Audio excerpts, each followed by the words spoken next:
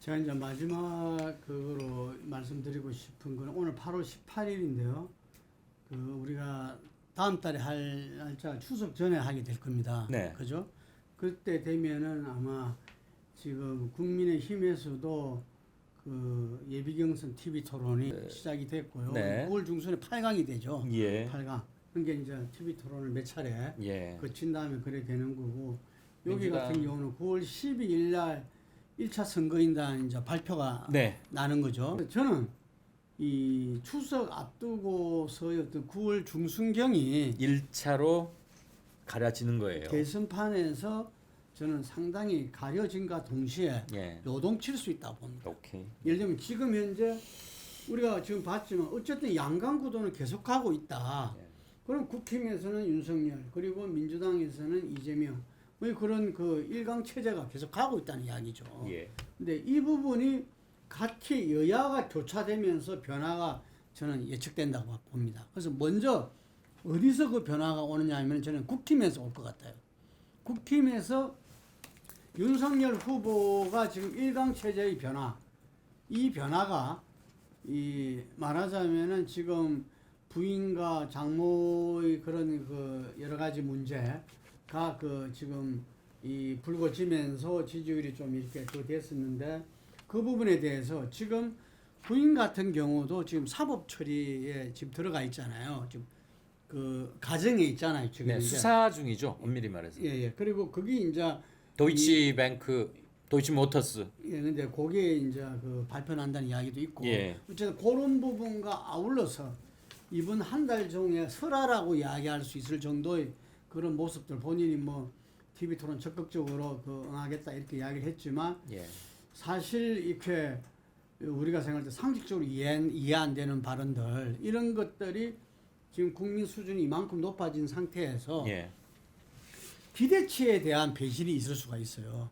대통령감으로서의 어떤 캐션 마크를 예. 줘버리면은 그게 예. 확인이 되지는 거죠. 그렇죠. 이제 그래서 저는 이 그 요동의 첫 번째는 윤석열이라고 봅니다. 네. 이게 윤석열이 흔들리게 되면은 국힘의 전체적인 경선판이 흔들리게 돼 있어요. 예. 예. 그리고 그것은 여당에도 일정 부분 영향을 미치는데 저는 그건 제한적일 것이라고 보고 자, 그 과정에서 제가 한 가지 바로 여쭙겠습니다. 현장에서 저희는 매주 조사를 하지 않습니까? 다른 후보가 후쿠시마나 부정식품이니 뭐 1년에 이런 것들을 쭉 발표하고 엑스파일 중에는 아직 뭐 본격적으로 검증이 안 된 게 많고 실은 그게 과연 대선 전까지 검증이 될 수 있을까? 객관적이고 공정한 잣대로 그거에 대해서는 의문은 남지만 어쨌거나 상당히 위태위태하고 핸디캡이나 잠정적 핸디캡이 많은 후보인데 윤석열 예비 후보가 점진적 우하향 채소를 보이다가 지금은 조금 횡보 국면이라고 저는 판단합니다. 왜 급격하게 붕괴하지 않는지 그 이유를 어떻게 보십니까? 저는 지금 대안부재론이라 봐요. 음. 대안부재론. 김종인 전 비대위원장이 뭐 만나가지고 뭐 그랬다 그러잖아요. 이게 정가면 전 국회 부의장하고 같이 윤석열 후보를 만나신 모양이던데 예. 거기서 대안부재론이 이야기됐답니다. 이게 그래서 이 대안부재론도 상당히 중요한 거죠. 이게 그렇죠. 대체제가 없는 상태에서 만약에 변화를 하면 그 전체가 흔들려 버리는 거죠. 이게 그래서 저는 이 대안부재론이 하고 맞서는 것이 예를 들면은 대통령감으로서의 어떤 이 결격 사유가 드러나게 되면은 저는 대안부재론도 바뀐다고 봅니다. 그래 되면은 기존의 유승민, 홍준표, 원희룡 이런 분들 네. 저는 거기에 오세훈이 다시 호출될 수도 차출될 수도 있다고 봅니다. 1차전 그러니까 끝난 다음에 정권 교체라는 버스. 그렇죠. 예. 그래서 빅텐트가 다시 만들어지는 거고 그게 안철수 뭐 이렇게 다 합치할 수가 있는 거죠. 이게. 예. 그래서 그런 부분 움직임과 함께 그래 되면은 여당도 그 변화가 불가피한데 네. 그 여당의 보면은 우리가 알다시피 호남이 어떻게 그 결정을 하느냐 이게 그리고 친문이 어떻게 결정을 하느냐 지금 오늘입니까 어제 기본소득 토론회를 하자 20명이 이야기했죠. 그 사람들이 이른바 민주주의 4.0의 주력들입니다. 4.0이고 이 친문 강경파의 주력들이죠.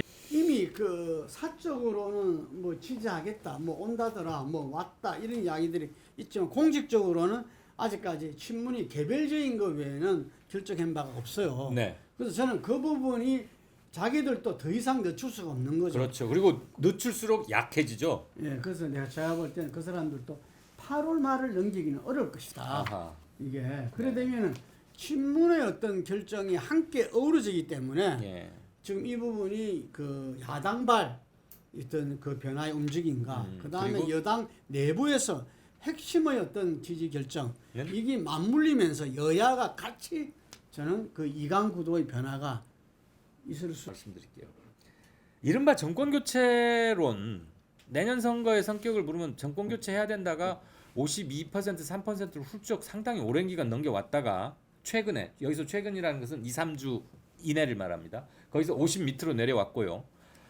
어떨 때는 48대 44로 나오기도 해요. 정권 교체가 48이고 저쪽이 44야. 그건 오차범위 이내에 있으니까 판단하면 안 되죠. 그런데 저는 이른바 내년 대선은 정권 교체론이다라고 사람들이 마음속에 은근히 등식화, 이퀄라이즈 시켰던 배경에는 개인 윤석열을 투사시킨 게 꽤 컸다고 봅니다. 그리고 윤석열이라는 사람을 통해서 정권 교체를 해보자라는 게 기존의 골수 국힘 지지자들 플러스 중도 쪽에서 뭔가 현 정부의 개혁이나 이런 거에 대해서 약간 물음표를 제기하던 사람들 플러스 그다음에 윤석열 검찰총장 시기에 벌어졌던 추윤 갈등 이런 걸 통해 가지고 진보에서 이탈한 사람들 이런 사람들이 묶여서 윤석열 지지를 형성하고 있었는데 충성 강도는 조금 다르겠죠. 그래서 어쨌거나 내년 선거 때는 뭔가를 좀 바꿔야 될 것 같다라고 말하는 사람들의 상당 부분에게는 윤석열이 1번으로 자리매김을 하고 있었고 그 강도는 상당히 흔들리고는 있지만 그게 아직 꽤 유지가 되고 있기 때문에 그래도 윤석열이 어느 순을 지키고 있는 게 아닌가 이렇게 추측하는데 어떻습니까? 윤석열이가 그 과정 동안에는 어쨌든 간에 문정부도 인정해서 검찰총장까지 만들어준 사람이잖아요. 예. 이게 그리고 국정원 댓글 이하에서 보면은 아주 강직한 검사, 그 불의에 맞선 정의의 검사 예. 이런 이미지를 갖고 있었던 거죠. 그거는 그래서 있죠. 윤을 만든 8알은 추미애였다 이런 말이 있을 정도로 그래서 굉장히 이미지가 뭔가 대안의 이미지, 이 공정 이미지 이게 같이 다 투사됐던 겁니다. 이게 그래서 제가 지금 그 변화가 일어날 수밖에 없다, 일어날 것이라고 이야기하는 건 바로 그 지점입니다. 네. 그렇게 윤석열에 대해서 어떤 신뢰를 보내고